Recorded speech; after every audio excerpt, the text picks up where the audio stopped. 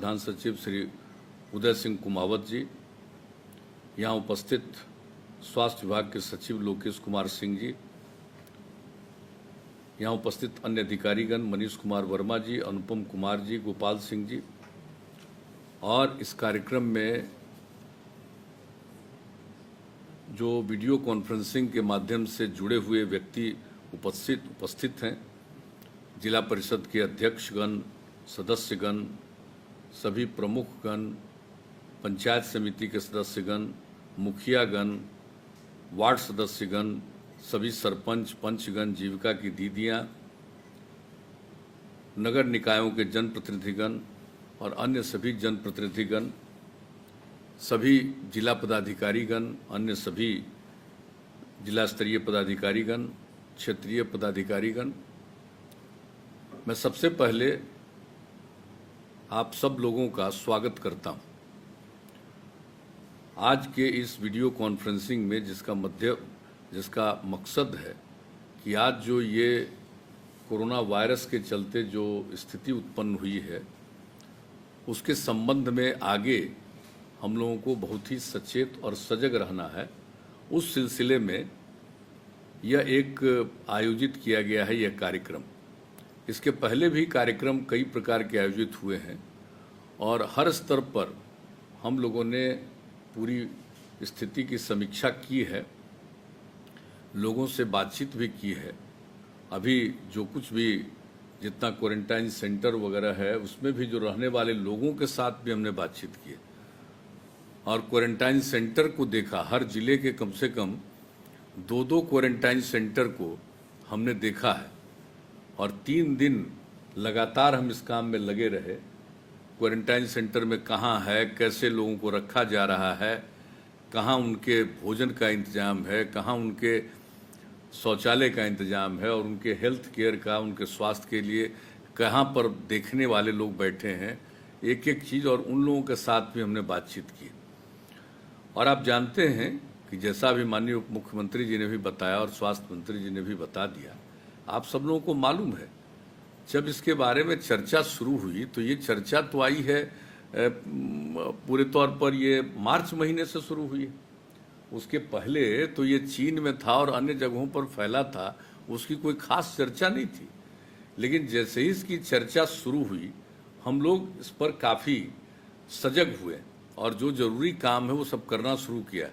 मुझे याद है आज भी कि 13 मार्च को पहली मीटिंग हम लोगों ने की और सब आपस में बातचीत की और आगे क्या करना चाहिए इसके बारे में सोचा। और विधानसभा विधान परिषद का आप जानते हैं चल रहा था बजट सेशन, बजट सत्र चल रहा था और उसको सभी दल के लोगों के साथ बातचीत करके 16 मार्च को उसको स्थगित कर दिया गया। बजट पारित करने के बाद ये सब काम हुआ और हम लोगों ने जब आप जानते ही हैं, उसके बाद हम लोगों ने जो जनता कर्फ्यू का आह्वान किया था आदरणीय प्रधानमंत्री जी ने 22 तारीख को मार्च में, और उसी दिन हम लोग शाम में मीटिंग में बैठे थे कि आखिरकार जब ये स्थिति बढ़ती जाने की संभावना है तो हम लोगों को क्या क्या करना है। तो बिहार के बारे में आप लोगों को स्मरण होगा थोड़ा कि हम लोगों ने तय किया था कि 23 तारीख से लेकर के, यानी 23 मार्च से लेकर के 31 मार्च तक हम लोगों ने तय कर दिया था कि सभी जितने भी हमारे प्रखंड मुख्यालय, अनुमंडल मुख्यालय, जिला मुख्यालय, जितने नगर निकाय हैं, चाहे नगर निगम हो, नगर परिषद हो, नगर पंचायत हो, इसके बारे में हम लोगों ने निर्णय किया कि 31 मार्च तक उसमें हम लोग लॉकडाउन लागू करेंगे। लेकिन आप जानते हैं कि 24 तारीख के ही शाम में आदरणीय प्रधानमंत्री जी ने घोषणा की और भारत सरकार की तरफ से पूरे देश में 25 तारीख से लॉकडाउन लागू कर दिया गया और ये तय किया गया था कि 14 अप्रैल तक रहेगा। और आप जानते हैं उसको बाद में बढ़ाना पड़ा 3 मई तक, उसके बाद फिर 17 मई तक और फिर उसके बाद 31 मई तक, यानी 4 खंड में पूरे देश में लॉकडाउन लागू किया गया। और जो आपदा प्रबंधन कानून है 2005 का बना हुआ, उसी के अंतर्गत इसको क्रियान्वित किया गया, लागू किया गया। और उसको ध्यान में रख करके केंद्र सरकार ने इस बारे में गाइडलाइन जारी किया कि कैसे क्या करना है और लॉकडाउन का मतलब क्या है, एक एक बात की जानकारी दी गई। और मुझको खुशी है आप सब लोगों की बड़ी अच्छी भूमिका रही है। हमने देखा है एक एक चीज़ की समीक्षा हर दिन हम लोग बातचीत करते रहे और नियमित तौर पर हम लोग मीटिंग करते रहे हैं और जिला के स्तर पर समीक्षा के लिए हम डीएम एसपी जो हमारे जितने लोग अन्य अधिकारीगण हैं, कमिश्नर हैं, सब हैं, तो सब लोगों के साथ, पुलिस अधिकारियों के साथ हम लोग बातचीत करते रहे हैं और हर स्तर पर और यहाँ पर मुख्य सचिव के स्तर पर प्रतिदिन ये बातचीत होती रही है। आपदा प्रबंधन कानून लागू है, इसलिए आपदा प्रबंधन को ध्यान में रखते हुए हर स्तर पर हुआ। लेकिन जो मुझे मालूम हुआ और जो कुछ भी हम लोगों ने देखा, एक एक चीज़ का जो विश्लेषण करते थे हम लोग कि कहाँ क्या हो रहा और उसके बारे में लोगों में जागरूकता ला रहे थे, तो ये पता चल रहा था कि भाई अपने यहाँ लोगों में बड़ी जागृति थी, गांव में रहने वाले लोगों में जागृति और जितने भी हमारे जनप्रतिनिधि हैं सब में जागृति। आप सब लोगों ने मेहनत किया है, कोई मामूली काम नहीं किया, इसलिए हम आपको बधाई देते हैं। और आप जानते हैं कि हमारे जो भी गांव में रहने वाले लोग थे उनको भी पता था कि भाई इसके लिए ज़रूरत इस बात की है कि बाहर से लोग नहीं आवे। और जब ये लॉकडाउन लागू हुआ था पूरे देश में, तो उसमें तो नियम ही बना हुआ था कि बाहर से लोग नहीं आएंगे, यानी एक राज्य से दूसरे राज्य में नहीं जाएंगे और राज्य के अंदर भी एक जिले से दूसरे जिले में नहीं जाएंगे। खास करके अगर स्वास्थ्य से संबंधित मेडिकल कोई आधार है या अन्य प्रकार से, जैसे तुरंत हम लोगों ने इसकी अनुमति प्रदान की थी खेती के लिए और उसके बाद जो ज़रूरत है लोगों को खाने का सामान खरीदना है, सब्जियां हैं, इन सब चीज़ों के लिए शुरुआत तो शुरू में कर दिया गया था ताकि लोगों को किसी प्रकार की दिक्कत ना आए। लेकिन लोगों को ये बताया गया कि भाई आप लोग घर में रहिए, ज़रूरत पड़ने पर इन सब कामों के लिए कोई गया तो ये बात हुई। और ये मास्क की बात उसी समय आ गई और मास्क के बारे में तो हमारा अनुभव है, जब 16 तारीख को विधानसभा और विधान परिषद को स्थगित किया गया तो उस समय जो डॉक्टर्स लोगों की सलाह थी वो सलाह थी कि जो अगर बीमार है उसको मास्क पहनना है और जो इलाज करने में डॉक्टर हैं, अन्य लोग हैं, उनको मास्क पहनना है, बाकी को मास्क नहीं पहनना है। तो ये हम लोग सब जान रहे थे, उस समय कह रहे थे। लेकिन बाद में पता चला कि नहीं साहब, मास्क पहनना लोगों की रक्षा के लिए जरूरी है। तो ये बाद में शुरू हुआ और आप जानते हैं कि मास्क शुरू में मिल नहीं रहा था, तो हम लोगों ने जीविका समूह को और अन्य प्रकार से कहा कि इसका मास्क का निर्माण किया जाए। अब वो ऐसी स्थिति नहीं है, अब सब जगह, अब बड़े पैमाने पर जीविका समूह को भी इस बात के लिए हम धन्यवाद देते हैं कि उन लोगों ने इस मास्क का काम किया। और जो हमने देखा है अनेक जगहों पर, जो हम क्वारंटाइन सेंटर को देख रहे थे, वहाँ पर भी हमने देखा कि उसमें रहने वाले लोग भी मास्क का निर्माण कर रहे हैं। कई महिलाओं को हमने देखा। तो ये सब काम हो रहा है और हम लोगों ने तय भी कर दिया कि हर गांव में प्रत्येक परिवार 4 मास्क और साबुन हम लोग उपलब्ध कराएंगे। तो ये काम शुरू हो गया है और बड़े पैमाने पर उपलब्ध हो गया और धीरे धीरे इस काम को पूरे तौर पर किया जा रहा है। कहिएगा तो हम तो पूरा फिगर बता देंगे कितने लोगों का वितरण हो गया और कितने लोगों का वितरण जारी। तो ये काम तो है, सबको मिलेगा। इसके बाद हमने यह भी कहा है कि भाई ये गांव में तो हम लोगों ने कर दिया, अब शहरों में भी इस बात की ज़रूरत है कि वहाँ पर भी जो गरीब लोग हैं उन लोगों को भी ये मास्क का वितरण किया जाए। अब उस सब पर काम शुरू हो गया, तो मास्क का वितरण। और अभी जो सबसे ज़्यादा जागृति की ज़रूरत है वह है मास्क का पहनना। अगर आप अकेले हैं तो कोई बात नहीं है, लेकिन जैसे ही आप निकल रहे हैं, और आप जानते हैं अब लॉकडाउन ख़त्म हो गया, अब लॉकडाउन सीमित रखा गया। कहाँ सीमित रखा गया है? तो वैसी जगहों पर रख दिया गया है हम लोगों को लॉकडाउन जहाँ पर अब जैसे क्वारंटाइन सेंटर है, आप तो जान रहे हैं। तो क्वारंटाइन सेंटर में किन को रखा गया? क्वारंटाइन सेंटर में रखा गया है जो बाहर से हमारे लोग आ रहे हैं, उन लोगों को रखा गया। और ख़ास करके उन जगहों से जो आए हैं जहाँ पर काफ़ी एक तरह से कहिए रेड जोन है, बड़े पैमाने पर वहाँ सब कुछ है, वहाँ से जो आए हैं उनको क्वारंटाइन सेंटर में रखा जा रहा है। जो प्रखंड स्तर पर, पंचायत स्तर पर और अन्य स्तर पर जो क्वारंटाइन सेंटर का निर्माण किया गया है वहाँ पर लोगों को रखा जा रहा है। और बाकी जगहों से जो लोग आ रहे हैं उनको सलाह दिया जा रहा है कि आप होम क्वारंटाइन में रहिए। और किस प्रकार से जो लोग भी रह रहे हैं उनकी जांच करवाई जाती है, हर तरह से उनको देखा जाता है, नज़र रखा जाता है कि कहीं इनमें कोई लक्षण आया तो इसका जांच कराएंगे। वैसे कुछ जगहों पर सिंबॉलिक जांच भी करते रहते हैं। और दूसरी बात है, होम क्वारंटाइन में जो लोग हैं जो रखे घर में हैं उनके लिए भी हम लोगों ने इंतजाम किया है कि भाई जैसे पल्स पोलियो अभियान के तर्ज पर एक राउंड हम लोगों ने करवाया, अब उससे भी ज़्यादा बेहतर ढंग से हम लोग ये कोशिश कर रहे हैं कि निरंतर जो होम क्वारंटाइन में उनको देखना, अगर किसी प्रकार का लक्षण कुछ मिले तो उस आधार पर उनकी जांच करवाना। तो ये काम किया जा रहा ताकि लोगों को सुरक्षित रखा जाए। आप जानते हैं क्वारंटाइन सेंटर में भी बहुत लोगों की जांच होती है तो उसमें पॉजिटिव निकल आता है। तो ये तो कुछ भी हो सकता है, और कभी कभी आदमी को ये पता नहीं रहता है, कुछ भी दिखता भी नहीं है कोई लक्षण, लेकिन पॉजिटिव निकल जाता है। और बहुत लोगों को जब कुछ पॉजिटिव उसका निकलता है तो उसमें कुछ दिखाई पड़ता है कि उनको बुखार वगैरह हो गया या अन्य प्रकार की बीमारियां हुई। तो ये जो देखा गया है, अब जो लोग भी इस प्रकार के हैं उनको कहाँ रखा जाएगा कि यानी जिनका निकल गया पॉजिटिव, उनके लिए हम लोग बना रहे हैं, हम लोग कंटेनमेंट जोन नहीं, आइसोलेशन सेंटर। कंटेनमेंट जोन तो अलग है, आइसोलेशन सेंटर ये बनाया गया है बड़े पैमाने पर कि भाई जो हम लोगों का क्वारंटाइन सेंटर है वो तो एक अवधि के बाद खत्म हो जाएगा, 15 जून के बाद। तो इसलिए कि अब जितने लोगों को बाहर से आना था लगभग आ चुके हैं, कुछ ही लोग अब बचे। अब आपको मालूम है कि जब लोग आना चाहते थे और कितनी कठिनाई में बिहार के बाहर थे, लोगों का फोन आता था और हम लोगों ने 3 जगह उनकी बात सुनना शुरू किया था।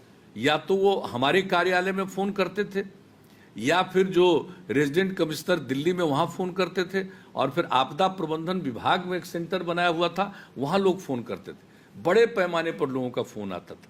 और एक बार हमने कहा, एक टीम बनाई और हमने कहा जिन लोगों का फ़ोन आया है बात करिए और उससे जानिए कि क्या होता है। जब उनसे बात करके जो बात की जानकारी हम लोगों को मिली कि लोग परेशान हैं, काम करने के लिए बाहर गए थे और जिसके लिए काम करने के लिए गए वो आदमी ध्यान नहीं दे रहा है और बहुत कष्ट में है। इस बात की जानकारी हम लोगों को शुरू में ही, मार्च के शुरुआत में ही, ये इन सब चीज़ों की मार्च के अंत में जो लागू किया गया था लॉकडाउन, तो उसी समय से ये बात हुई।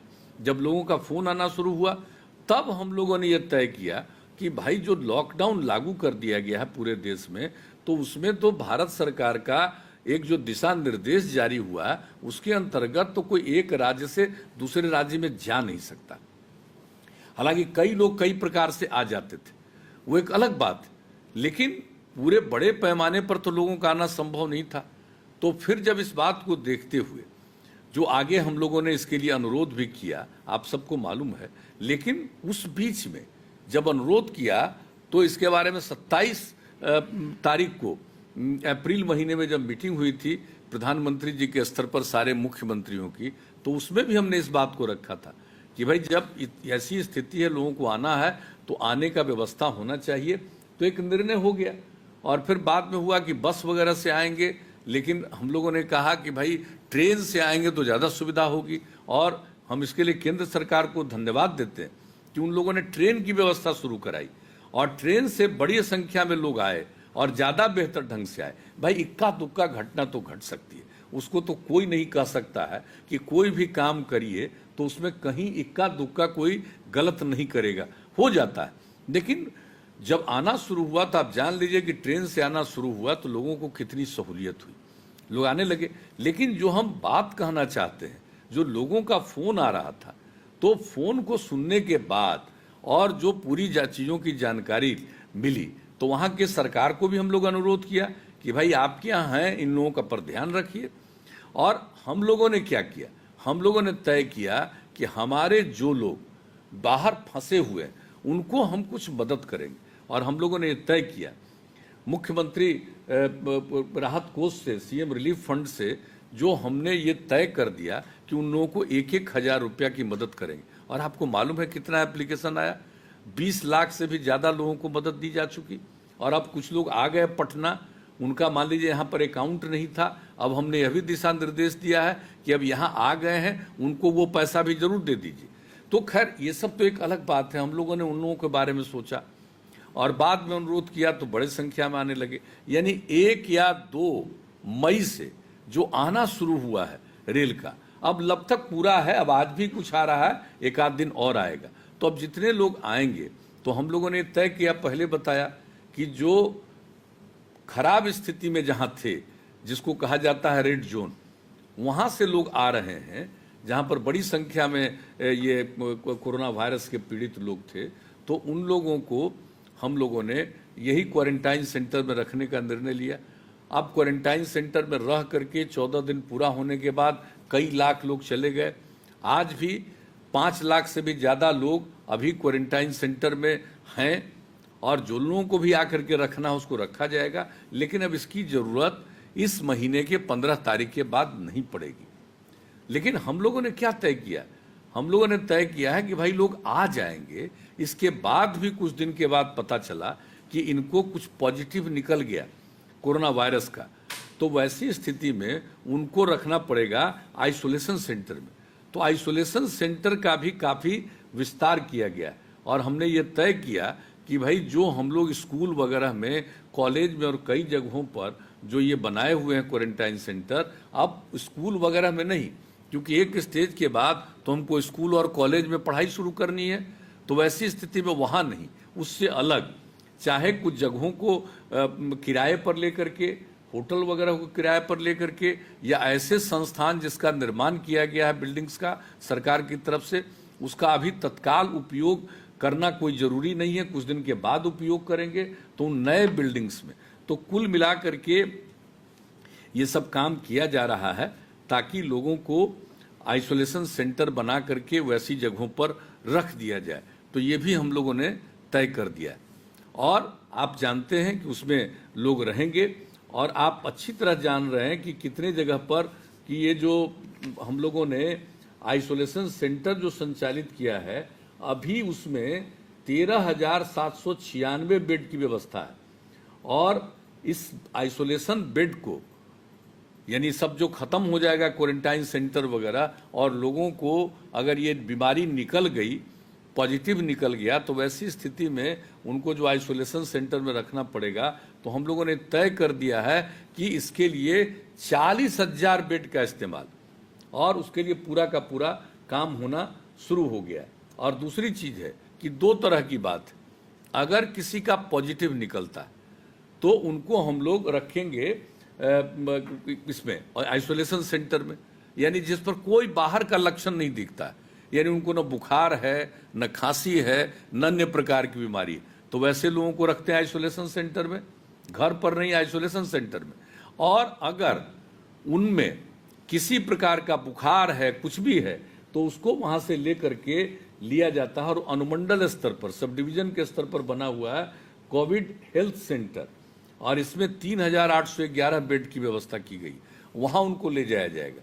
और अगर वो ज़्यादा उनकी तबीयत खराब है, बहुत खराब है, तो उनको, आप जानते हैं कोविड केयर हॉस्पिटल 3 हॉस्पिटल है, एक है पटना में नालंदा मेडिकल कॉलेज हॉस्पिटल, दूसरा Jawaharlal Nehru college and hospital Bhagalpur, और तीसरा Anugrah Narayan Magadh medical college and hospital गया। ये 3 जगह है जहां पर सबसे गंभीर अगर हो जाएगा लोगों को तो वहां ले जाया जाएगा। यानी अगर किसी का पॉजिटिव निकला तो आइसोलेशन सेंटर में, अगर उनमें कुछ लग गया कि बुखार वगैरह है, तब उनको ले जा करके प्रखंड अनुमंडल स्तर के कोविड हेल्थ सेंटर में, और ज़्यादा बीमारी होगी तो ये 3 अस्पताल में। और जान लीजिए कि तीनों हॉस्पिटल में मरीजों के लिए कुल 2,344 बेड की व्यवस्था की गई। ये सारा इंतजाम किया गया, और हर तरह से हम लोग सचेत हैं और एक एक चीज़ की समीक्षा कर रहे हैं। बाहर से आने वाले लोगों के जांच में पॉजिटिव निकल रहा है तो इसकी संख्या जो भी बढ़ानी पड़ेगी, इसलिए आपको आइसोलेशन सेंटर का जिक्र हमने किया। अब उसकी संख्या बढ़ा करके 40,000 करना है।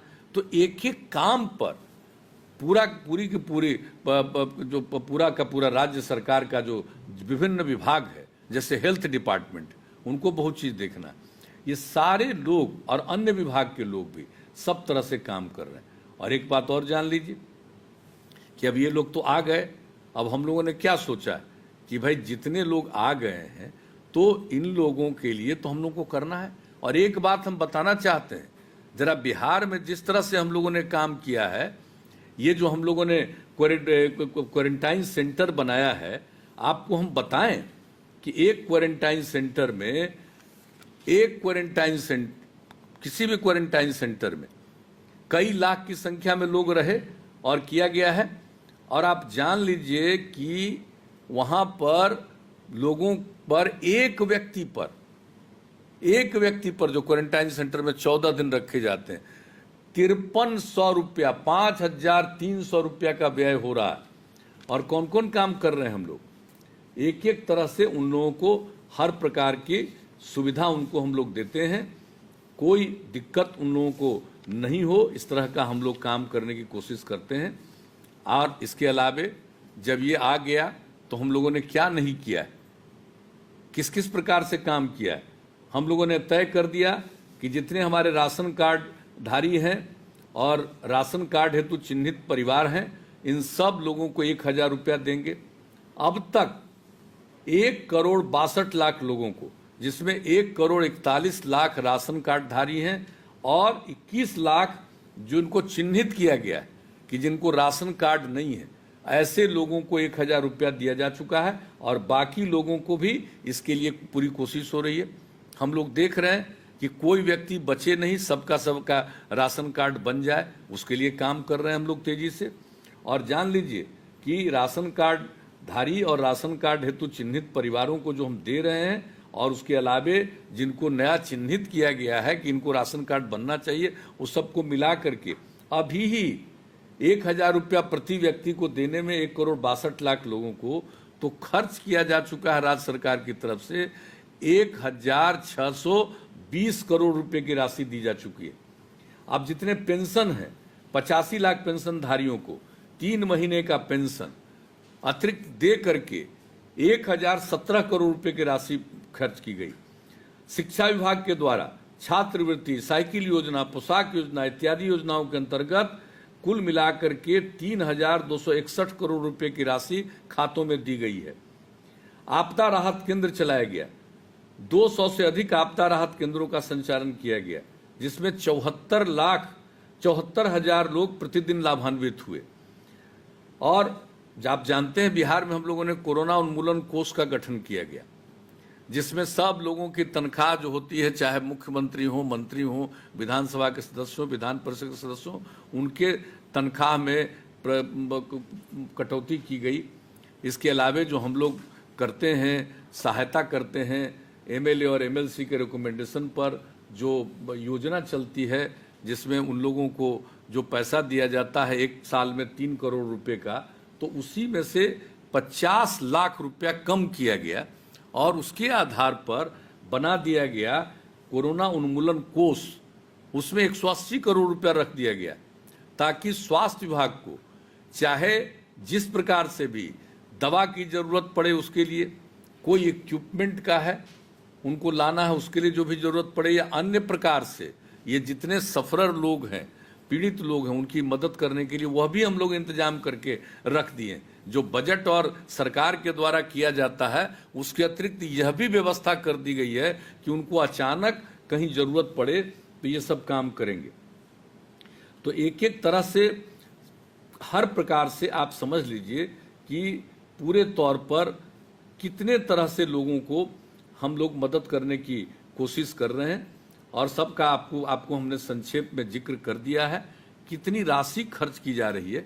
और यही नहीं, हम लोगों को चिंता है किसी का नहीं, इसके अलावा जो आपदा पीड़ित होते हैं आप सब जानते हैं, हम लोगों ने आपदा प्रभावित लोगों के लिए शुरू से काम किया है। याद करिए आप 2007 में क्या हुआ था जब 22 जिला प्रभावित हुआ था। 2008 में बताइए कोसी की त्रासदी आई, इसके बाद कितनी बार बाढ़, कितनी बार सूखा, सब कुछ आता गया। 2019 में क्या प्रभाव पड़ा, और उसके बाद जो आपदा पीड़ित लोग थे और हम लोगों ने जल जीवन हरियाली अभियान की शुरुआत की, ये सब उसके लिए लोगों को हम लोगों ने कोशिश किया। लेकिन जो आपदा पीड़ित लोगों की हम लोग मदद करते हैं और यह भी, इसको भी आपदा माना गया है, तो हम लोगों का तो शुरू से ये मान्यता है कि जो भी आपदा प्रभावित है सरकार के खजाने पर पहला अधिकार उनका। अब जानते हैं कि ये सब कुछ को बंदी करने के कारण, लॉकडाउन करने के कारण व्यापार वगैरह में कमी आई, तो आमदनी में कमी आ गई, सब कुछ हुआ। लेकिन फिर भी जो सबसे ज्यादा काम किया गया है, आप जान लीजिए, लोगों को हम बता देना चाहते हैं आपको कि इस पूरे सिलसिले में जब से ये हम लोगों ने डिक्लेयर किया और केंद्र सरकार ने डिक्लेयर किया लॉकडाउन, तो उस पूरे पीरियड में आप जान लीजिए हम लोगों ने लोगों को के बीच में जो खर्च किया है 8,538 करोड़ 52 लाख रुपए का व्यय किया है। और आप जानते हैं जो बाहर से जो लोग आए हैं, तो बाहर से जो लोग आ रहे हैं उनको आने में जो खर्च, उसके ऊपर 500 रुपया और न्यूनतम 1,000 रुपया देने का फैसला। तो एक एक तरह से हम लोगों ने एक एक काम किया है कि किस तरह से लोगों को कितनी दिक्कतें होती है और कैसे हम लोग लोगों को सहायता देना चाहते हैं। तो इसी प्रकार से आप जान लीजिए इस बार क्या हुआ, फरवरी में पानी पड़ा, फिर मार्च महीने में 3 बार पानी पड़ा 3-3 दिन, फिर अप्रैल महीने में। तो इस सब चीज़ों को देखते हुए हम लोगों ने सरकार की तरफ से तीनों मिला करके, पहला में हम लोगों ने 60 करोड़ दिया, दूसरे में 518 करोड़ रुपया दिया, यानी अप्रैल इसके मार्च वाले में जो पीड़ित हुआ इलाका, और तीसरा जो अप्रैल में पीड़ित हुआ उसको लगभग 152 करोड़ रुपया। यानी आप समझ दीजिए कि मंत्रिमंडल के द्वारा, मंत्रिपरिषद के द्वारा जो किसान प्रभावित हुए हैं आपदा से, उनके लिए 730 करोड़ रुपए का अलग से और इंतजाम किया गया, और लोगों के बीच में वितरण हो रहा है। करीब करीब 12,35,000 किसानों को दिया जा चुका है, 417 करोड़ रुपया खर्च किया जा चुका। ये पूरी चीजें प्रक्रियाधीन है। तो हम सिर्फ इसलिए बता रहे हैं कि एक एक चीज पर हम लोग ध्यान देते हैं, और आप चिंता मत करिएगा, हम लोगों का दायित्व है लोगों की सेवा करना। तो जो भी सरकार की तरफ से जो जरूरी कदम उठाना है हम सब वो लोग करते रहेंगे। लेकिन अब आपसे आज जो बातचीत हो रही है इसका मुख्य मकसद है कि आपने अब तक लोगों में बड़ी जागृति लाई, लोगों में भी बड़ी जागृति आई। अब लॉकडाउन खत्म है, अब तो सिर्फ उसी इलाके में लॉकडाउन 1 महीना लागू होगा जिस इलाके में मान लीजिए कि वहां निकल जाता है पॉजिटिव एरिया, उसको उसमें उसी के लिए करेंगे। यानी जो उसको कहा जाएगा कंटेनमेंट जोन, यानी जिस इलाके में अगर अब कोई निकल आया, इस तरह की बीमारी आ गई, तो उस इलाके को बचाने के लिए और ज्यादा लोग इसके दुष्प्रभावित नहीं हों, तो उस वहां पर एक कंटेनमेंट जोन बनाया जाएगा। यानी चारों तरफ से उनको घेर दिया जाएगा और वहां पर आने जाने में प्रतिबंध, जो जरूरी काम है खाने का सब सामान उनको मिलना चाहिए, और अन्य जो आवश्यक काम है चिकित्सा वगैरह का वो होना चाहिए। और बाकी जैसे लॉकडाउन के समय में अन्य जगहों पर घर के बाहर नहीं निकलिए, तो सिर्फ कंटेनमेंट जोन में ये बात लागू होगा। तो उसके लिए भी हम लोगों का इंतजाम है। तो कंटेनमेंट जोन को छोड़ करके बाकी सब जगह अब आप देख रहे हैं एक्टिविटी कितनी है। हम लोग बार बार कह रहे हैं लोगों को कि भाई भीड़ मत लगाइए, सोशल डिस्टेंसिंग, एक दूसरे के बीच में दूरी रखिए। प्रधानमंत्री जी ने कहा 2 गज की दूरी रखो, तो 2 गज की दूरी रखने का इस पर ध्यान देना चाहिए। अब आजकल जब बंद हुआ है तो देख लीजिए कितनी बड़ी संख्या में लोग बहुत एक दूसरे के नजदीक आ रहे हैं। भाई इस पर ध्यान देना है, लोगों को सिखाना पड़ेगा।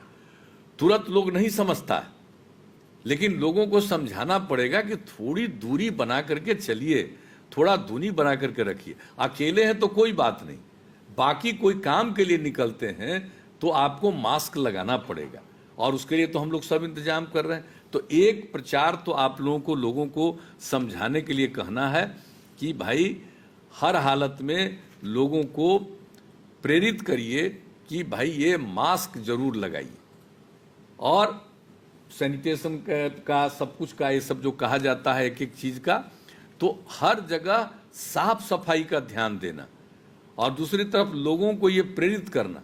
अब देख रहे हैं हम लोग कैसे रखे हुए हैं, अब जैसे ही कुछ होगा अभी बोल रहे हैं तो कोई बात नहीं, ऐसे करेंगे तो तुरंत ये देखिए, तो इससे भी होगा। और दूसरा जो मास्क पहनने का कई तरीका है, अभी बता रहे थे हमारे स्वास्थ्य मंत्री जी, तो मास्क का प्रयोग करना जरूर चाहिए। ये लोगों को प्रेरित करिए, हम इन लोगों को कहेंगे। और जो आपको बता दिया कि हर तरह से हम लोगों की ये कोशिश हो रही है कि हम लोग पूरे तौर पर लोगों की रक्षा करें। अब देखिए ये चीज तो आप देख रहे हैं, जो सबसे विकसित देश है दुनिया का, सबसे अमीर देश है अमेरिका, सबसे ज्यादा प्रभावित वहां है। शुरू कहां से हुआ? चीन से। अब कई प्रकार से लोगों ने किया। अभी अभी ठीक बता रहे थे हमारे उप मुख्यमंत्री जी और स्वास्थ्य मंत्री जी, आप लोगों को बता रहे थे। एक बात जान लीजिए, दूसरे देशों में जो पश्चिमी देश है वहां पर ये नहीं प्रचलित था, लेकिन जो पूर्वी देश हैं, जापान वगैरह, उसमें मास्क पहनने की प्रक्रिया पहले से, आमतौर पर जो कोई निकलते हैं बीमार रहते हैं, और वहां पर सबसे कम असर पड़ा। तो अब मिला जुला करके जो इसके विशेषज्ञ हैं वो ये सलाह दे रहे हैं मास्क के बारे में। तो हम लोगों को प्रेरित करना है मास्क के लिए। और दूसरी बात है कि हर तरह से ध्यान देना है। अगर थोड़ा भी किसी की तबीयत खराब तो उन सब लोगों पर नजर रखनी है। तो जितने जनप्रतिनिधिगण हैं अगर देखे रहेंगे, हमारे यहाँ तो वैसे हम देख रहे हैं कि लोगों को काफी जागृति रही है, लेकिन जागृति तो है, लेकिन लोगों को जो अभी हम देख रहे हैं 2-3 दिन से जितनी भीड़ हो रही है, और 50-60% लोगों का ही मुझे कल आंकड़ा मिला है कि लोग मास्क पहने हुए। तो वो करना चाहिए और इससे बचने के लिए जरूरी है। और एक बात हम बता देते हैं, अभी हम लोगों के बिहार की स्थिति बेहतर है। अब एक जो पूरे विश्व में ये महामारी बन चुका है, अब तक विश्व के 215 देशों के 64,52,400 लोग संक्रमित हो चुके हैं और 3,82,480 लोगों की मृत्यु हो चुकी है पूरे दुनिया में। अब भारत में, अपने देश में अब तक 2,07,615 लोग प्रभावित हुए हैं और अब तक इसमें से 5,815 लोगों की मृत्यु हुई है। और बिहार में अब तक कुल 81,413 सैंपल्स की जांच की जा चुकी है और अब कोरोना पॉजिटिव मरीजों की संख्या बढ़कर के हो गई है 4,096। अभी जो देश में जैसी स्थिति उससे भी कम है, लेकिन बढ़ रहा है ना, ध्यान रखना, 4,096। और इसमें से अब तक 1,803 लोग स्वस्थ हो चुके हैं और अब तक कुल आज सुबह को लेकर के 25 लोगों की मृत्यु हुई है। और अभी वर्तमान में लगभग 2,269 लोग एक्टिव हैं अभी। तो आप समझ लीजिए कि 3 मई के बाद जब बाहर से लोगों का आना शुरू हुआ, तब उसके बाद बिहार में लौटने वाले लगभग 3,000 व्यक्ति कोरोना पॉजिटिव पाए गए। तब तो बड़ी संख्या में आए हैं। सबका तो आप इलाज कर नहीं सकिएगा, लेकिन नजर तो रखिएगा। आप जानते हैं शुरू में नहीं पता चलता है और कभी कभी जो क्वारंटाइन सेंटर में रहते हैं बाद में कुछ लक्षण दिखता है तो देखा जाता है कि पॉजिटिव निकले, या अन्य जगहों पर। इसलिए हम लोगों को पूरे तौर पर नजर रखनी है। घर में भी रहेंगे तो हम लोगों ने कहा है कि उसके बारे में नियम बना दिया गया है, और आप लोगों को भी। और हम तो ये भी कहेंगे कि भाई ग्रामीण चिकित्सक लोग भी हैं, उनका भी हम लोगों ने मदद किया था, ट्रेनिंग पहले कराया था। हम उनसे भी आग्रह करेंगे कि भाई नज़र रखिए। गांव के लोग इलाज कराने के लिए आप ही के यहाँ चले जाते हैं, तो जो ग्रामीण चिकित्सक लोग हैं उन लोगों को भी ध्यान रखना चाहिए। वो जैसे ही देखते हैं, अगर उनको कोई लक्षण दिखे तो तुरंत उनका जांच के लिए आप कहिए कि जांच करा लीजिए। तो हर किसी को, और जितने हमारे जनप्रतिनिधि हैं, अब हमारे बिहार के जनप्रतिनिधियों में कोई कमी नहीं है। हम जानते हैं आप लोगों में बहुत क्षमता है, हमको पूरा विश्वास है आप पर। आखिरकार बिहार में अगर हमने इन चीज़ों का सामना किया है तो इसमें आप सब लोगों की बहुत अच्छी भूमिका है। आपने भी इसके लिए जो काम किया, उसी के चलते बिहार कम से कम प्रभावित रहा है। लेकिन आगे भी हम प्रभावित न हो, इसके लिए आवश्यक है आपको जागरूक रहना, आपको सजग रहना और लोगों को बताना है भाई डरो मत। ये तो आ गया है दुनिया भर में, डरने की कोई जरूरत नहीं है। सचेत रहना है, सजग रहना है। और सचेत और सजग रहने में क्या है भाई, कि अगर किसी प्रकार की भी उसको लक्षण मिलता है तो उसकी जांच करा लेना चाहिए। अन्य प्रकार की, और एक बात का ध्यान रखिए, हम लोगों को रखना है, वो ये है कि ये जो होता है ये संक्रमण, तो आप देखिएगा कि इसमें देखा जाता है कि बहुत लोगों का होता है, पॉजिटिव निकल आता है, कुछ पता नहीं चलता है। जिनको बताया गया आपको कि हम लोगों ने आइसोलेशन सेंटर में उनको रखा और उनको कुछ नहीं पता चलता और अपने आप ठीक हो जाते हैं। लेकिन जो देखा ये जा रहा है कि अगर कोई स्वस्थ है तो उसको अगर हुआ भी तो जल्दी से जल्दी वो ठीक हो जाता है, लेकिन उसके चलते अगर कोई अस्वस्थ लोग सामने आ गया, उम्र वाले लोग आ गए, 65 साल से अधिक उम्र वाले, या मान लीजिए कि गर्भवती महिला है, या 10 साल से कम उम्र के बच्चे हैं, बच्चियां हैं, या अन्य प्रकार की बीमारियों से ग्रस्त हैं, ये 4 इसका ध्यान रखना है। यानी 65 साल से अधिक उम्र वाले, जो गर्भवती महिलाएं हैं वो, और जो 10 साल से कम उम्र के बच्चे और बच्चियां हैं, और किसी अन्य प्रकार की बीमारी से ग्रस्त हैं, इन पर खतरा ज्यादा है, इसलिए इनको हम लोगों को रखना है सुरक्षित और ये लोगों को बताना है। तो ये जो अवेयरनेस, जागृति है जिसके चलते आज की मीटिंग है, वो यही है कि आप इन बातों को समझ करके लोगों को जरूर जागरूक करते रहिएगा। नहीं तो बहुत लोगों को लगता है एक स्टेज के बाद लगेगा हम तो बिल्कुल ठीक ठाक हैं। अरे बिल्कुल ठीक ठाक हैं, ठीक ठाक रहिएगा, और हम लोगों की प्रार्थना है कि सब स्वस्थ रहें। लेकिन कुछ लोगों का अस्वस्थ होना, कुछ लोगों का गुजर जाना, ये तो कोई रोक नहीं सकता। लेकिन जागृति रहेगी तो अकारण किसी को नुकसान नहीं पहुंचेगा। इसलिए आज की एक बैठक है, मुझे बड़ी खुशी हुई, और आप लोगों को से हम यही निवेदन करेंगे कि इसी प्रकार से लोगों के बीच में जागृति रखिएगा, और जो 2-3 बातों की चर्चा हम लोगों ने की उस बात पर ध्यान रखिएगा। और कहीं जरा सा भी जिसके चेहरे से आपको लगे कि इसमें अस्वस्थता है तो उसकी जांच जरूर होनी चाहिए।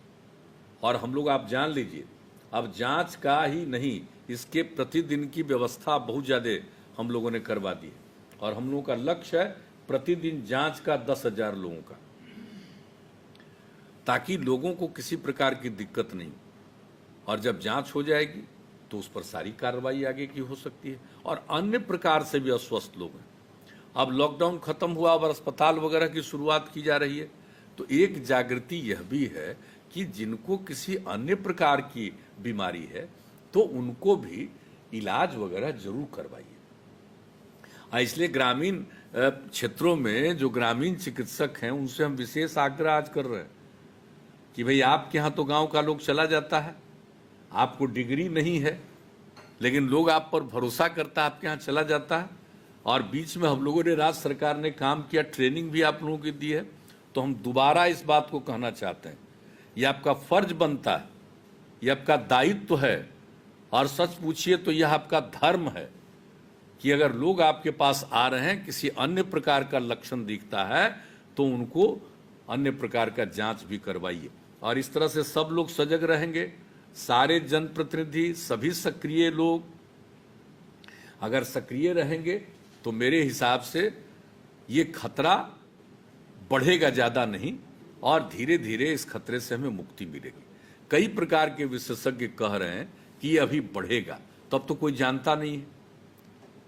अब उसके बारे में हम लोगों को कोई भयभीत होने की तो जरूरत है नहीं, सिर्फ सचेत रहना है। अब कोई जान नहीं रहा। अब बताइए, ऐसी चीज आप बताइए पूरे दुनिया में फैल गया तो फैल गया, और हम लोगों ने अब तक जो किया है, और आप लोगों की भी बहुत अच्छी भूमिका, हमारे जितने स्वास्थ्य से जुड़े हुए लोग हैं, डॉक्टर, चिकित्सक और दूसरे अन्य लोग, उनके साथ काम करने वाले नर्स हो या अन्य लोगों की जो भूमिका है, मैं उनकी सराहना करता हूं, मैं उनका अभिनंदन करता हूं। और इसके अलावा जो हमारे प्रशासन के लोग हैं, एक एक चीज पर ध्यान रखा और लोगों का ख्याल रखा है, पुलिस के लोगों ने भी ख्याल रखा, इन सब लोगों ने मिलकर काम किया है, ताकि जिसके चलते बिहार में प्रभाव कम पड़ा है।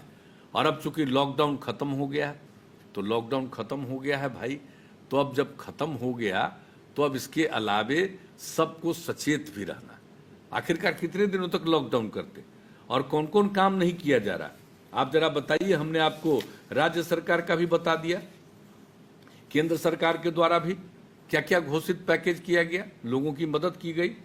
प्रधानमंत्री जनधन योजना के अंतर्गत महिला खाताधारियों को 500 रुपया प्रति माह 3 महीने के लिए, प्रधानमंत्री उज्ज्वला योजना में लाभार्थियों को 3 महीने में 3 गैस सिलेंडर मुफ्त में दिया गया, राशन कार्ड धारियों को 3 महीने तक प्रति व्यक्ति 5 किलो अनाज और प्रति परिवार 1 किलो दाल मुफ्त में दिया जा रहा। केंद्रीय पेंशन योजना के अंतर्गत, जैसे हम लोगों का जो पेंशन है, केंद्रीय पेंशन योजना में सीमित लोग हैं और हम लोगों का कुल मिलाकर के बहुत ज़्यादा है, 87 लाख के करीब। तो जो केंद्रीय पेंशनधारी है उनको भी उस 1000 रुपया दे रहे हैं, और हम लोग तो अपने पेंशनधारियों को जो राज्य पर निर्भर है उनके लिए तो किया ही है, 3 महीने का हम लोगों ने करके दिया है। इसके अलावे आप लोग सब जानते हैं, हमने स्वास्थ्य कर्मियों और डॉक्टरों के लिए जो इंतजाम शुरू में ही किया, फैसला किया, और केंद्र सरकार ने भी कर दिया कि उनके लिए बीमा 50 लाख रुपए का।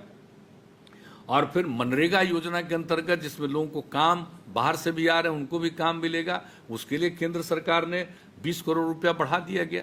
तो इस तरह से अनेक काम किया गया, और जैसा कि हमने राज्य सरकार की तरफ से बताया, हम लोगों ने भी सबके लिए काम किया। तो कुल मिला करके हम लोग लोगों की सहायता दे रहे हैं, मदद कर रहे हैं। तो अब इसके लिए जरूरत इस बात की है, और अब तो सब चीज खुल रहा है। अब जो कुछ भी है, चाहे कृषि का क्षेत्र हो या अन्य क्षेत्रों में भी सारा काम किया जा रहा है। तो अब हम लोगों को ऐसा लग रहा है कि धीरे धीरे स्थिति सामान्य होगी। लेकिन ये कोरोना वायरस के बारे में कई प्रकार की बातें आ रही हैं, तो कहीं भी कोई प्रभावित हो सकता है। तो उससे बचने के लिए लोगों को जागरूक रखना है, और जागरूक कौन रखेगा? लोग भी को जागरूक रहना है और लोगों को सुझाना है। कुछ लोगों को, चंद लोगों को, देखिए आमतौर पर लोग सब बात समझते हैं, लेकिन कुछ लोग कुछ बात को नहीं समझते हैं, तो समझाने की कोशिश करना है हम लोगों को। तो आज के दिन हम यही आप सब लोगों से प्रार्थना करेंगे कि लोगों को इन सब चीज़ों के बारे में समझाइएगा, एक दूसरे के प्रति दूरी रखने के बारे में, मास्क पहनने के बारे में, सफाई के बारे में, और जो भाई जो हाथ को साफ रखना है, हर प्रकार से घर को साफ रखना है, सैनिटाइजेशन, इन सब चीज़ों के बारे में जागृति लोगों को कायम रखना। और ये जागृति कायम रहेगा तो निश्चित रूप से प्रभाव कम से कम होगा और धीरे धीरे इससे हम लोगों को मुक्ति मिल जाएगी। इसलिए आज का ये अवसर किया गया है, और इसमें हम लोग आप लोगों को भी अनुरोध कर रहे हैं। और इसके अलावे और काम जो हम लोगों को करना है, हम लोग लाउड स्पीकर के माध्यम से गांव गांव और शहर शहर में निरंतर इन जरूरी चीज़ों को बताते रहेंगे कि भाई इस बात का ख्याल रखिए, इस बात का ख्याल रखिए, ये हम लोग कहते रहेंगे। इसके अलावे हर जगह पोस्टर लगा करके गांव में भी हम लोग जागरूक करेंगे लोगों को। इसके अलावे रेडियो, टेलीविज़न के जरिए भी इन सब चीज़ों का हम लोग प्रचार करेंगे। ये सब तो करेंगे, लेकिन इसके साथ साथ जो सबसे ज़रूरी चीज़ है, वह ज़रूरी चीज़ क्या है? वह है लोगों में जो प्रमुख लोग हैं, जिनका समाज पर असर है, जिनकी फॉलोइंग है, लोग जिनकी इज्जत करते हैं, वो अगर किसी बात को कहते हैं तो बहुत असर पड़ता है। और देखिए, हम लोगों का व्यक्तिगत अनुभव है, जनप्रतिनिधि रहे हैं, तब से हमने देखा है गांव वगैरह में कोई आदमी अस्वस्थ रहता था। आज की बात हम नहीं बता रहे, हम कितना पुराना 35 साल पुरानी बात, अपना अनुभव बताते हैं कि लोग जब गांव में जाते थे, विधायक थे, तो हम लोगों से पूछते थे कि अच्छा बताइए विधायक जी, यहाँ हम लोग बगल में क्या करें। तो एक एक चीज के बारे में लोगों का, जिनका जो प्रभाव है, जिन पर लोगों का भरोसा है, लोगों का विश्वास उन पर बहुत है। इसलिए हम हाथ जोड़कर पुनः आप सब लोगों से प्रार्थना करेंगे कि सारे जनप्रतिनिधि, आप सब लोग भी इस बात का ख्याल रखिएगा और लोगों को समझाइएगा। हम जानते हैं चंद लोग ऐसे होते हैं जिनका दिमाग बाएं दाएं भड़कता रहता है, वो नहीं मान सकते, लेकिन हम लोगों का दायित्व है सबको कहना। लेकिन ज्यादातर लोग, अधिकांश लोग आपकी बात मानेंगे, और लोग आज मानते रहे। और आपको मालूम, हमारे गांव में कॉन्शसनेस है, ऐसा नहीं है कि नहीं है। और एक बात हम कह देना चाहते हैं कि जो लोग भी हमारे यहाँ हैं, उनके भी रोजगार के लिए, जो हमारे यहाँ रहते हैं, सारा काम मनरेगा वगैरह से लेकर के जल जीवन हरियाली अभियान के अंतर्गत जो कार्यक्रम है उसकी शुरुआत करा के, सड़क का काम, अन्य जो विकास का काम है उसको करा करके लोगों को काम में लगाना। और दूसरा, जो हमारे बाहर से लोग आ गए, हम जो बात किए, हम उन लोगों से आग्रह किए कि भाई आप दूसरी जगह सेवा करने गए, और उन लोगों को ख्याल रखना चाहिए था कि जो आदमी कहीं काम करने गया है और लोगों का काम करता है, वो आज कष्ट में है, उसका ध्यान नहीं रखा। ये अच्छी बात नहीं है। आपको लौट करके यहां आना पड़ा, तो हम तो यही चाहेंगे कि आपको मजबूरी में बिहार के बाहर नहीं जाना पड़े। कोई इच्छा से कहीं जाना चाहे तो पूरा देश तो एक है, पूरा देश तो एक है। प्रवासी कहते हैं भाई, एक बात और कहेंगे, हम प्रवासी नहीं कहते हैं। एक वो शब्द चला है पूरे देश में, एक राज्य का दूसरे राज्य में बिहार के लोग जाते हैं उसको प्रवासी कहता। अरे काहे का प्रवासी है? देश तो एक है, नागरिकता तो एक है। तो एक देश का आदमी कोई दूसरी जगह काम करने जाता है तो प्रवासी नहीं है। देश के बाहर जाएगा तो भले प्रवासी है, लेकिन फिर भी प्रवासी जैसा उनको रूप। अरे भाई, देश एक है, कहीं का कहीं गया काम करने, उसको किसी तरह का कष्ट नहीं होना चाहिए था, लेकिन कष्ट हुआ। तो हमारे बिहार के लोगों को जो बाहर में कष्ट हुआ है, हमें ठीक नहीं लगा। हम लोगों ने बहुत कोशिश की है, लेकिन लोग मजबूर होकर के आए। तो हम लोग तो अब चाहते हैं कि उन लोगों को मजबूरी में फिर बाहर नहीं जाना पड़े, इसलिए उनके लिए व्यापक पैमाने पर रोजगार का इंतजाम हो जाए। इसके लिए पूरा का पूरा काम हमारे यहाँ और पूरे डिपार्टमेंट को और खास करके जो इससे संबंधित विभाग हैं उन सब लोगों को लगाया गया है, चाहे वो ग्रामीण विकास विभाग हो, चाहे वो नगर विकास विभाग हो, या अन्य जो भी विभाग संबंधित हैं, सब लोगों को एक एक करके लोगों को इस काम में हम लोगों ने लगाया है। और इसके बारे में जो कुछ भी व्यापार को लेकर के, जो कुछ भी बिजनेस को लेकर के अगर कोई नई नीतियां बनानी है, उस पर भी हम लोगों ने चर्चा कर दिया। नई नीतियां बना करके जो पहले से उद्योग का जो काम करने में हम लोग मदद करते हैं, तो उद्योग विभाग को भी जिम्मा दिया गया है। वित्त मंत्रालय उसमें काम कर रहा है, जो हमारे डेवलपमेंट कमिश्नर है उनकी अध्यक्षता में कमेटी है। और बहुत जल्दी जो कुछ भी संशोधन करके हम उन्हें अतिरिक्त सहायता दे पाएंगे। केंद्र की तरफ से भी कुछ काम किया गया है, छोटे उद्योग, मध्यम उद्योग और दूसरे प्रकार के जो और भी छोटे से भी ज़्यादा छोटे उद्योग, उन सब लोगों के लिए भी उन लोगों की तरफ से किया जा रहा है।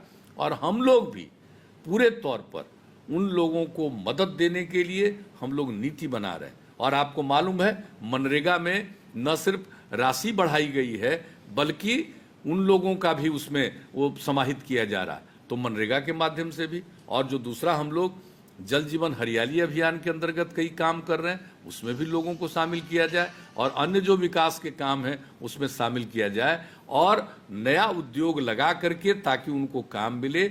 और जितने लोग बाहर के आए हैं उन सब लोगों का आकलन किया जा रहा है कि ये किस चीज़ का स्किल इनको है, किस चीज़ की कौन सा काम ये करते हैं, यहाँ पर भी वो काम कराया जा सकता है।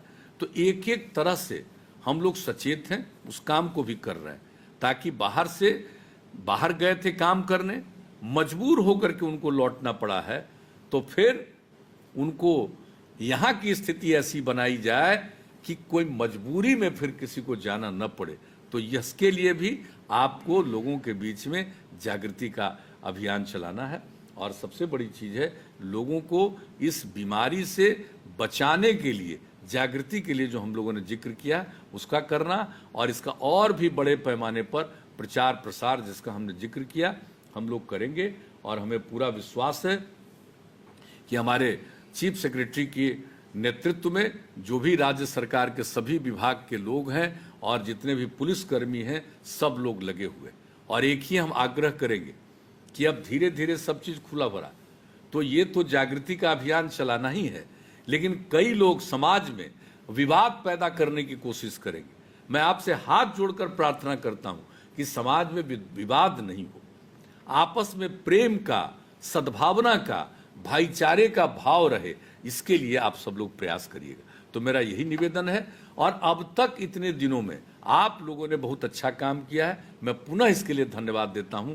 और आज के दिन जो ये कार्यक्रम किया गया, आप सब लोग इतनी बड़ी संख्या में उपस्थित हैं, हम लोगों की बात सुन रहे हैं। अगर हमारी बात पर और हम सब लोगों की बात पर थोड़ा भी गौर कीजिएगा, तो जरूर आप में जो क्षमता है उसके माध्यम से आप ऐसा माहौल खड़ा कीजिएगा कि बिहार में इस चीज़ का संकट नहीं आएगा, बल्कि बिहार में अन्य प्रकार से भी जो लोग पीड़ित हैं उनको भी सहायता मिल पाएगी। तो इन्हीं शब्दों के साथ मैं पुनः दोहरा कर यही कहूँगा कि भाई ये जो कोरोना वायरस जिसको कोविड-19 कहा जा रहा है, इससे डरने की जरूरत नहीं है, बल्कि हमें सचेत रहना है और सबको सचेत करना है और सजग करना है। तो इन्हीं शब्दों के साथ आप सबसे मिलकर मुझे बड़ी खुशी हुई और आपको मैं हृदय से धन्यवाद देते हुए अपनी बात समाप्त करता हूँ। माननीय मुख्यमंत्री श्री नीतीश कुमार जी का बहुत बहुत धन्यवाद। अब मैं अनुरोध करूंगा सचिव स्वास्थ्य श्री लोकेश कुमार सिंह को की धन्यवाद प्रस्ताव घोषित करें। कोरोना उन्मूलन से संबंधित इस जागरूकता कार्यक्रम में